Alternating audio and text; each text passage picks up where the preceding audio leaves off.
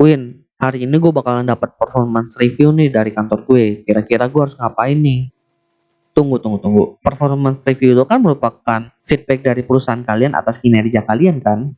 Hal itu kan bukan berarti hal yang negatif, bisa juga hal positif dong. Kenapa kalian harus takut? Oke, biar lebih jelas, gue bakalan bahas studi kasus seputar feedback di dunia kerja dan dunia bisnis. So, stay tune di Opsiana Podcast karena gue bakal mulai pembahasannya setelah opening berikut ini.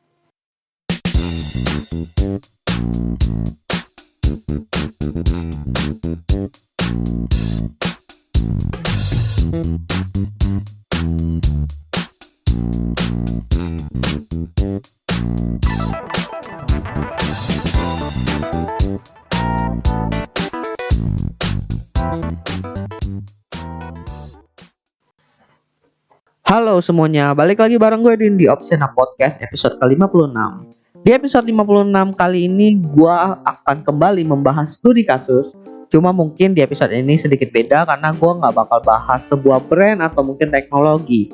Gue bakal lebih bahas sebuah konsep dan juga sebuah hal yang sering diobrolin oleh orang-orang dan juga bisa menjadi momok yang menakutkan juga buat segelintir orang. Jadi di episode kali ini gue bakalan bahas tentang feedback. Oke, mungkin ketika kalian mendengarkan kata feedback ini, yang terpikir di pikiran kalian adalah kata kritik. Kritik ini bisa dibilang salah satu bentuk dari feedback. Sebenarnya feedback itu apa sih? Feedback itu kalau di bahasa Indonesia kan artinya umpan balik. Umpan balik itu sebenarnya apa sih? Menurut KBBI nih, akhirnya gue pakai KBBI.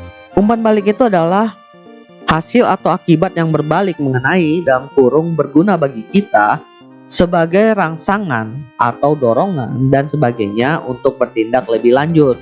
Lalu arti keduanya, bahan yang diperoleh kembali dari penerapan sesuatu untuk unsur perbaikan dalam tindak lanjut. Lalu ada lagi pengertian ketiganya, tanggapan langsung dari pengamatan sebagai hasil kelakuan individu terhadap individu lain. Dan pengertian yang keempat, informasi yang diperoleh dari sistem sensorik yang digunakan untuk melakukan koreksi terhadap gerakan yang berlangsung. Oke, jadi dari pengertian yang gue dapatkan dari KBBI ini bisa gue simpulkan sedikit bahwa umpan balik itu atau feedback merupakan sebuah hasil.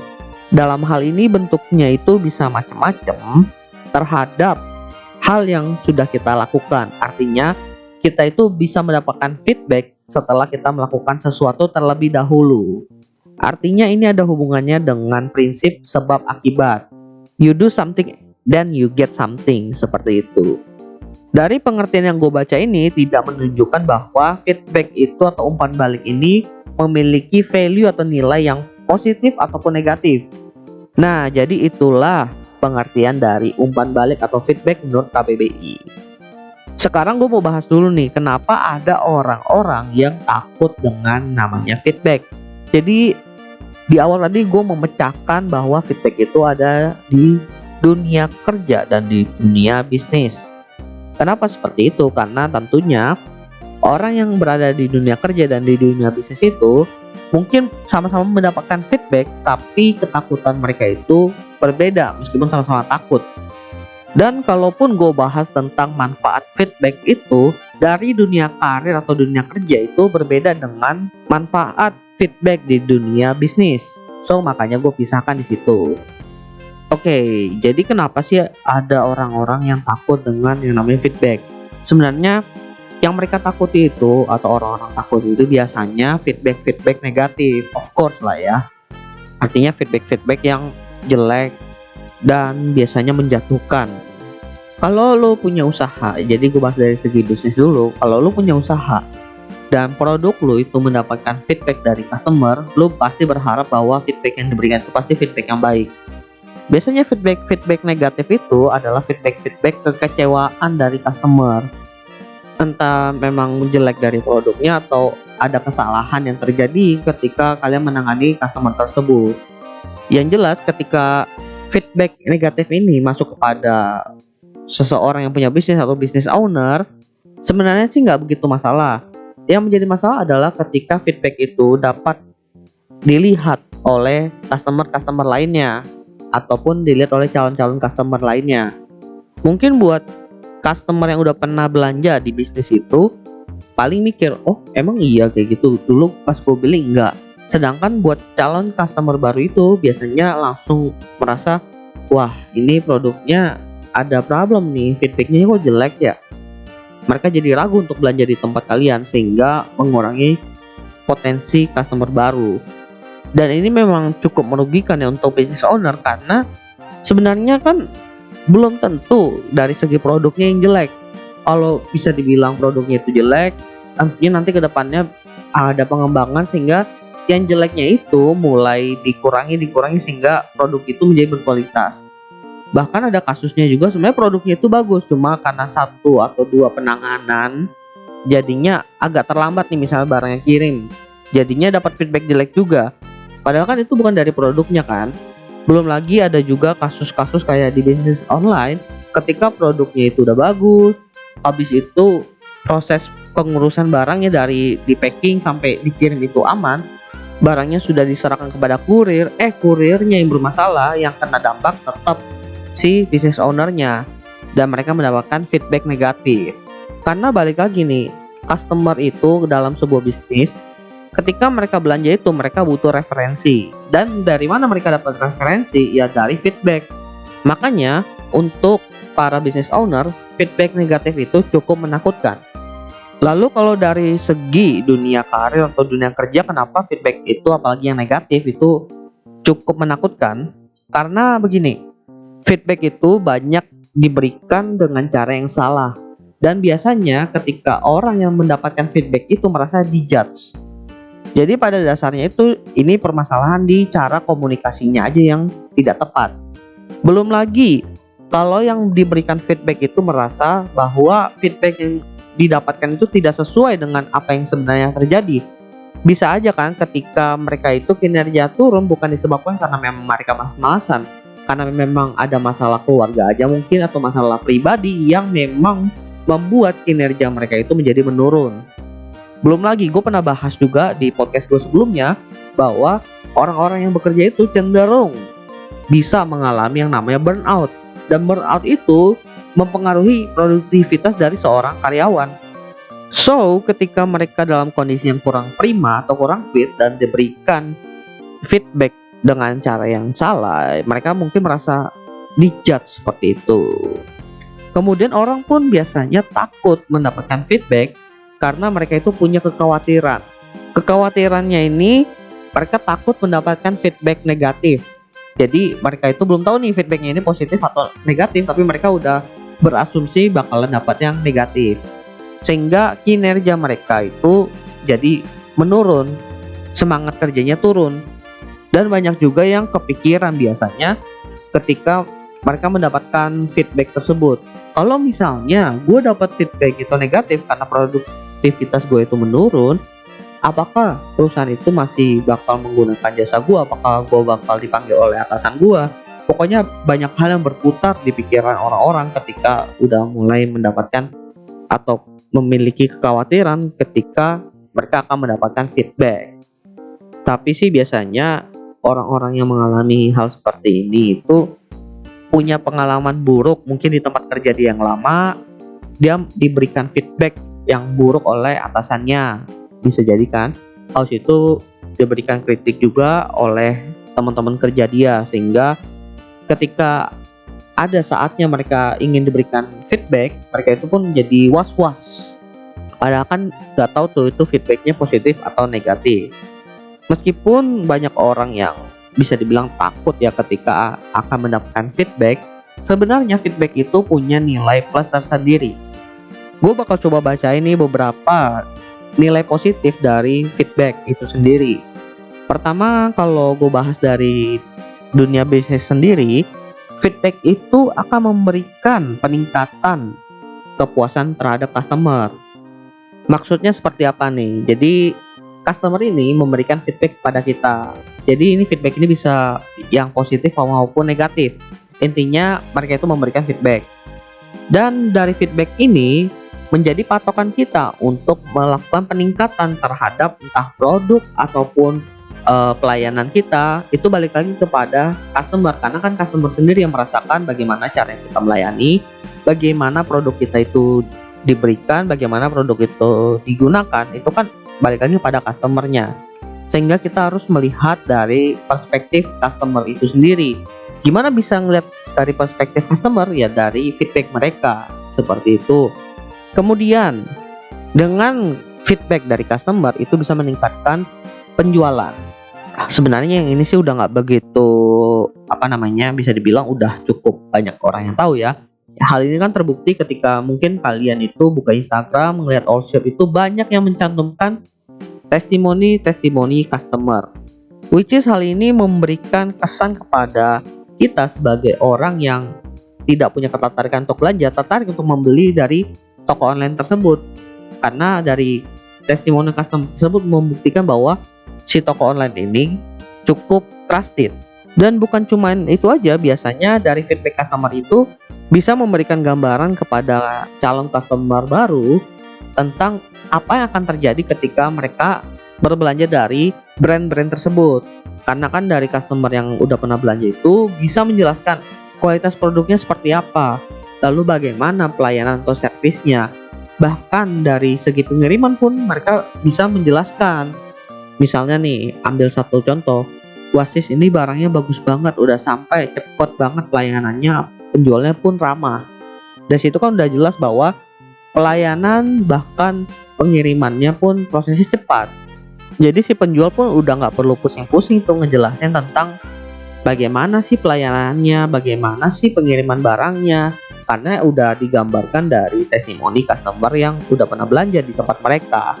Karena balik lagi nih, cara promosi yang paling efektif dari dulu sampai sekarang ya promosi dengan cara mouth to mouth, dari mulut ke mulut. Dan tentunya dengan testimoni atau feedback dari customer ini sangat membantu bisnis dalam melakukan promosi dan meningkatkan penjualan mereka. Lalu yang ketiga, dari feedback kalian bisa melakukan peningkatan atau pengembangan bisnis. Karena balik lagi, bisnis itu diciptakan untuk melayani sebuah target pasar. Dan target pasar itu pasti membutuhkan sebuah kebutuhan. Meskipun lu bisa memenuhi sebuah kebutuhan dari target pasar lu, pasti ada beberapa faktor yang harus lu penuhi agar target pasar lu itu terpuaskan dari A sampai Z. Dan tentunya lu yang terjun ke bisnis atau bidang tersebut nggak bisa langsung tahu nih secara 100% apa aja sih yang mereka butuhkan, apa sih yang membuat mereka puas, sehingga lu itu akan membangun itu satu persatu. Lalu gimana sih gue bisa tahu nih apa yang mereka inginkan sehingga mereka itu benar-benar puas? Ya baik lagi, lu harus dapat feedback mereka. Bahkan nih, dari feedback customer tersebut bisa menciptakan target pasar yang baru. Makanya jangan heran kalau sekarang kalian itu pakai sebuah produk yang dijual oleh brand-brand yang sebenarnya nggak ada hubungannya. Atau mungkin kalian pakai aplikasi-aplikasi yang notabene-nya itu punya tujuan di tempat lain, tapi kok punya fitur yang sebenarnya nggak ada hubungannya dengan aplikasi itu sendiri. Karena balik lagi dari feedback customer itu mereka mulai menganalisa, kemudian menjadikan feedback tersebut sebagai patokan untuk menciptakan produk atau fitur-fitur baru, sehingga bisnis mereka itu bisa berkembang ke arah yang lebih baik. Itu dari segi bisnis ya. Sekarang kalau dari segi dunia karir atau dunia kerja itu, apa sih dampak positif yang bisa diberikan dari feedback? Jadi ini gue bacain aja hasil riset dari orang. Pertama, dengan mendapatkan feedback terhadap kemampuan mereka, dapat meningkatkan penjualan atau profitable sampai 8,9%, terlebih pada jabatan manajer. Lalu yang kedua, 69% karyawan akan bekerja lebih keras jika effort mereka itu direcognize oleh atasan mereka. Lalu yang ketiga, 92% responden setuju bahwa feedback negatif itu jika didelivery dengan cara yang tepat dapat meningkatkan performa secara efektif. Lalu yang keempat, 80% generasi Y mengatakan bahwa mereka itu menginginkan formal review secara on the spot. Nah, dari yang gue bacain tadi, ternyata membuktikan bahwa feedback itu sebenarnya bisa meningkatkan performa dari seorang karyawan yang bekerja di kantor, Terlebih jika disampaikan dengan cara yang tepat. Terlebih dari generasi kita yang milenial ini pengen kerja kerasnya itu direcognize. Artinya apa? Artinya feedback itu saat ini cukup penting sebagai bukti bahwa kita itu recognize atau menyadari bahwa kinerja keras dari karyawan kita itu berpengaruh terhadap perusahaan. Nah, jadi itulah feedback dari segi yang positif maupun yang negatif. Tentunya feedback itu tidak bisa semata-mata kita bilang yang negatif itu selalu bermaksud salah atau bermaksud tidak benar, sedangkan yang feedback baik itu sifatnya baik dan benar-benar harus selalu dilakukan. Tidak seperti itu, melainkan feedback ini tujuannya untuk memberikan semacam informasi yang dapat membangun seseorang. Tentunya agar tidak salah paham dalam menyampaikan feedback ini diperlukan cara-cara yang tepat untuk menyampaikan feedback atau mengkomunikasikan feedback kepada orang lain. Jadi gue udah merangkum beberapa artikel tentang bagaimana sih cara menyampaikan feedback dengan baik dan benar, dan gue menemukan beberapa poin yang bisa dikatakan berhubungan antara beberapa artikel ini. Jadi langsung gue bacain. Oke, poin pertama yang harus kalian lakukan ketika kalian ingin menyampaikan feedback adalah selalu berpikir positif.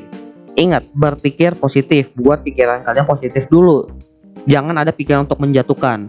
Dan ini nggak ada hubungannya dengan feedback yang positif maupun negatif, tapi ini lebih berhubungan tentang bagaimana cara kalian bersikap sebelum ingin menyampaikan feedback tersebut. Tentukan goals yang jelas. Kenapa kalian ingin menyampaikan feedback tersebut? Lalu jangan punya pikiran untuk menyalahkan orang. Intinya pikiran kalian itu harus bersih, pure untuk memberikan feedback demi tujuan membangun bisnis atau mungkin membangun perusahaan kalian. Lalu poin kedua adalah fokus kepada behavior yang ingin kalian berikan feedback, jangan orangnya. Wah, maksudnya gimana nih? Maksudnya begini, dalam sebuah organisasi biasanya kan terdiri dari beberapa orang, dan ketika kita bekerja sama dengan beberapa orang, kita harus menyingkirkan yang namanya ego kita, which is siapapun orangnya. Yang harus kalian fokuskan itu adalah kepada ego atau kebiasaan yang buruk yang tidak membangun perusahaan atau bisnis kalian. Karena balik lagi, kalau udah berhubungan dengan yang namanya organisasi, kita tuh dituntut untuk bekerja sama tanpa memandang bulu siapa orangnya. Mungkin kalian memang tidak cocok dari segi sifatnya, tapi bukan berarti kalian tidak bisa bekerja sama dengan orang tersebut. Karena dengan menunjuk orang ketika ingin memberikan feedback itu bisa saja memberikan kesalahpahaman pada orang tersebut, bahkan kepada tim kalian. Seolah-olah kalian itu punya semacam personal issues kepada orang tersebut.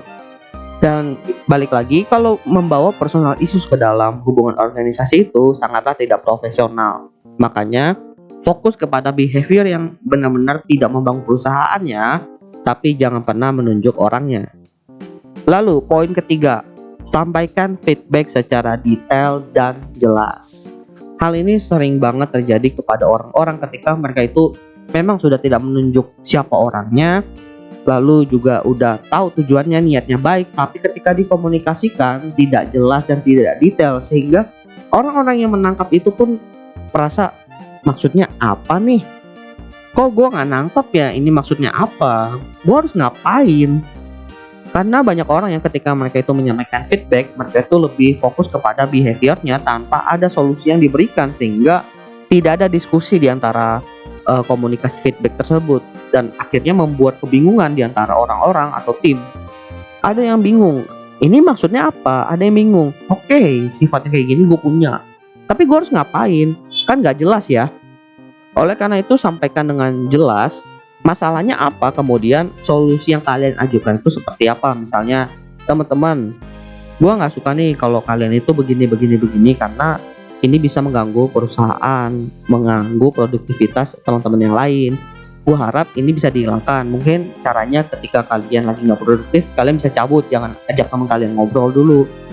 Dari situ kan mungkin kelihatan ada orang yang oke, Win, sorry nih, tapi kayaknya kalau seperti itu gue nggak begitu bisa ya, karena memang gue sih suka ngomong sama orang-orang. Mungkin dari gue solusinya seperti ini. Jadi ada diskusi yang terjadi di antara tim kalian, dan ini bisa membantu meningkatkan produktivitas dan juga kesulitan dari tim. Nah, jadi itulah 3 poin yang memang harus kalian perhatikan ketika kalian ingin memberikan feedback. Karena tentunya memberikan feedback itu cukup penting dan memiliki manfaat tersendiri, tapi harus dilakukan dengan cara yang benar. Oke, jadi gua rasa itu aja dulu untuk Opsiana Podcast episode 56. Semoga bermanfaat. Jangan lupa follow Instagram Opsiana Podcast di @opsianamedia karena di situ akan ada info-info terbaru dan menarik. Dan berhubung topik kali ini adalah topik yang berbau feedback, mungkin buat teman-teman yang mendengarkan Opsiana Podcast di Apple Podcast bisa memberikan feedback juga. Mungkin kalian bisa beri rating atau memberikan komen sehingga gue bisa tahu apa aja yang bisa dikembangkan. Dan mungkin yang mendengarkan di platform lain seperti Spotify bisa langsung komen atau DM di Instagram Opsiana Podcast, yaitu @opsianamedia. Jadi opsi ada di tangan kalian. Memberikan feedback ataupun menerima feedback tentunya memiliki reaksi yang berbeda tiap masing-masing orang. Tapi sebaiknya kita sebagai seseorang yang bekerja sama dengan orang lain ketika mendapatkan feedback itu sebaiknya kita berlapang dada. Karena balik lagi kita itu adalah manusia yang tidak sempurna dan pasti memiliki sesuatu yang tidak 100% cocok dengan sesama kita. Tinggal bagaimananya cara agar kita bisa menyesuaikan dengan lingkungan tempat kita bekerja saat itu. Sekian dari gue Edwin, Opsiana Podcast. Thank you.